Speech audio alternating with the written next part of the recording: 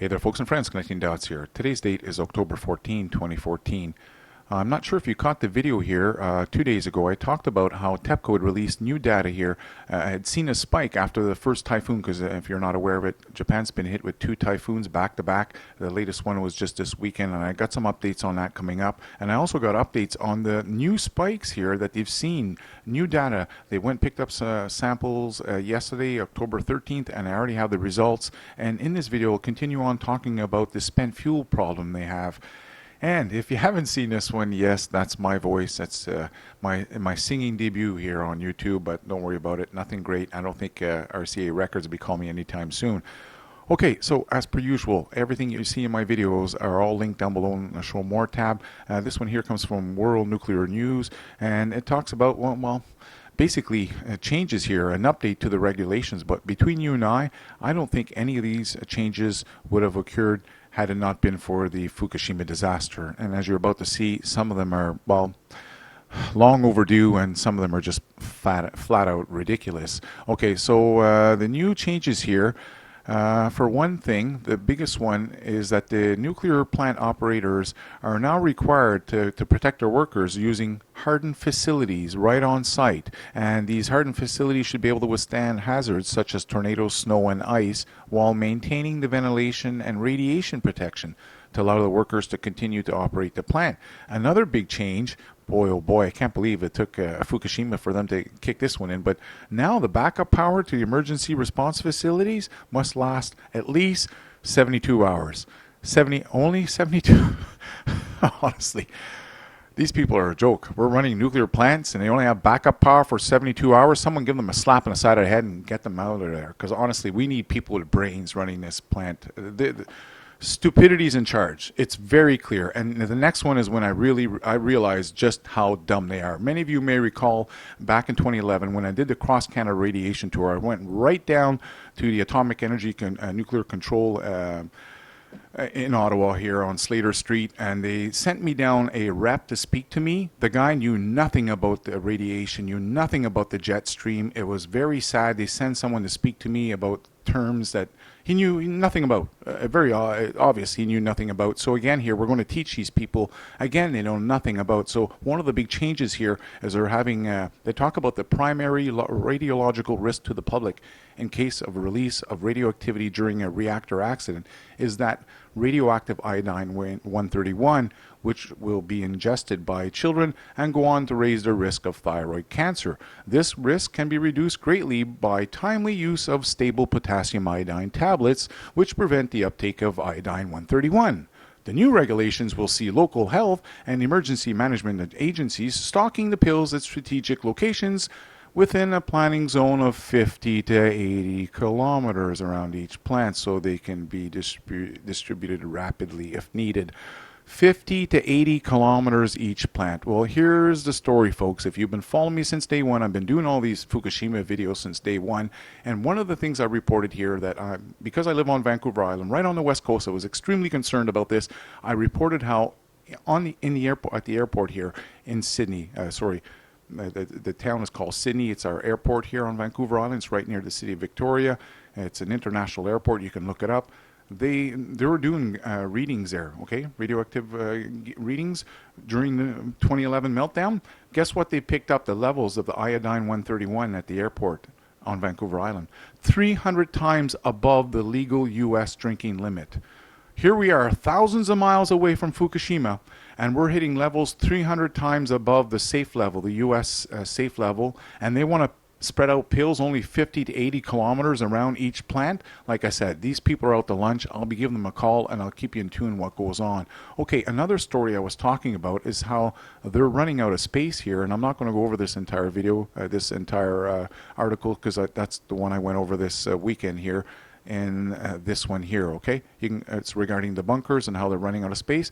So basically here it was about how South Korea was running out of space to pile up their nuclear waste.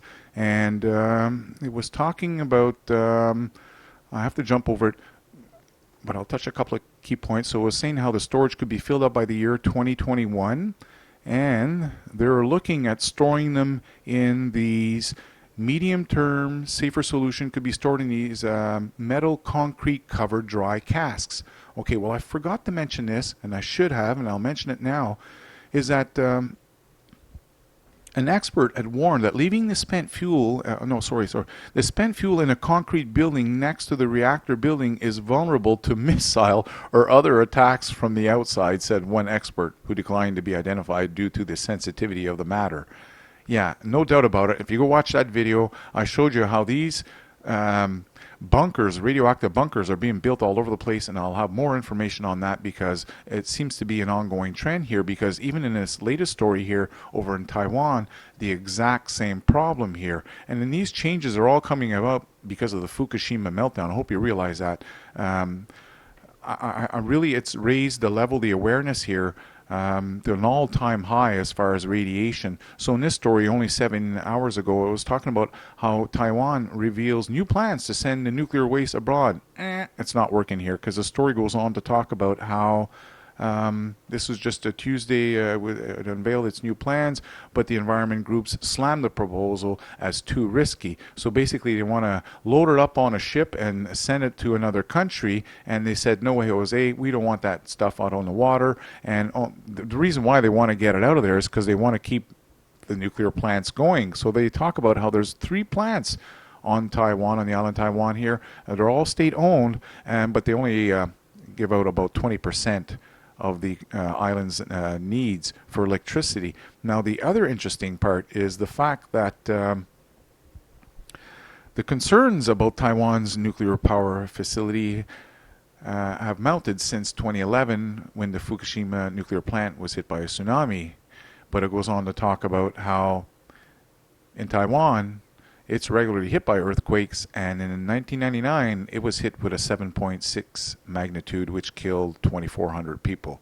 So yes, there is a concern. They're worried about it. A tsunami, an earthquake. But you know what, folks? It depends who you listen to, because if you've been listening to the typhoon thing, you've heard how this latest one here, the Feng one, is the largest storm surge in the history. Oh my God. Honestly, that's why I don't want to put my face. I'd rather present the information so people can see it and read it and have a link to it. Anybody can pick up a microphone and say any gobbledygook, anything they want, and I think many of you have come to that conclusion. It's more important about pulling out real facts and showing the facts, and people can go read it for themselves. So in this story here, fresh off the press, October 14th, they say about 2 are left dead here after this typhoon went by, with hundreds injured. But if you go look a little closely, you find out that, well, for one thing, one 90-year-old man was found dead in a field irrigation ditch. So I guess he was blown off the road or whatever and died in the ditch. Very sad. Another gentleman, although they don't give his whole story, I looked it up elsewhere. He, again, this older gentleman was blown off the road. His truck drove into a pond and he drowned in his vehicle. And they also talk about another person's missing. So although there's 2 dead now reported, it may go up to 3. Now what's interesting, if you go down a little further, you may have heard how these big high tides washing out all over largest. It's not the largest. It was a regular storm here, and it actually died down, and I reported that as it hit the island. Things were quieting down, and the only place where I found was flooded was in this little town here. And oddly enough, that was the same town where, well, if you didn't see the videos, there was water actually coming out from the water mains, the sewers, because the city actually sunk a little bit with the earthquake.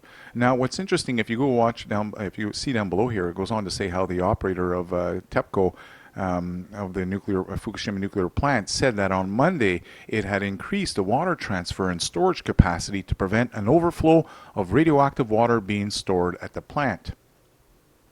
So that tells me one big important piece of information, that this ice wall that they were creating around the plant has failed. The water is getting into the basement, and as you can tell here, as you'll see here in this the next story, not this one, the following story, because this story here was from October 12th. This is when I first broke that news here, that they were seeing spikes after the first typhoon. So in that initial story, they're talking about how near reactor 2 in the well, the tritium had been picked up at 150,000 becquerels per liter. And it also talks about how the strontium-90, which causes bone cancer, had shattered the records with a reading of 1.2 million becquerels. Remember, this is at reactor 2. Now, it goes on a little further here, and it says it also revealed that at a separate well east of the number 2 reactor, a groundwater sample was giving off a record of 2.1 million becquerels of beta ray emitting substances. Again, that's the strontium-90. Okay, folks? This is the reason why I'm looking for donations for a gamma spectrometer. I need to locate and name the specific isotope. It goes on to talk about how the cesium activity in the sample was 70% higher at 68,000 becquerels. Well, fresh off the press here, this story here from October 14th talks about how they've now picked up the highest levels ever at the plant. As you can see here, this is the highest radiation level was registered in subsoil water taken from a technical well at first and second power units at the Fukushima nuclear power plant after the nuclear disaster in 2011. It goes on to say that the underground water sample was taken on October 13th. The cesium isotope content has made 251,000 becquerels per liter. Japan has set the highest permissible level of these elements for waters split into the ocean at 30 becquerels. So that's roughly 8,366 times higher above the permissible level. So folks, they have a problem, and if you don't know what I'm talking about, I strongly suggest again you go watch this video, because I talk about the German study and how this is only going to get worse in the future, and that's why I figured out over 3 months ago, it says 3 months, it was a little bit before 3 months, I started talking about how I need to buy a gamma spectrometer. I'm the only independent person here on the West Coast who's got a great track record of calling the markets, Gulf oil spill, Fukushima, many other things. Regardless, I've got a long track record. I'm not associated with any government. There's no sponsors. I've been doing it for free since 2008. And yeah, I'm looking for donations. So if you want to help out, that's great.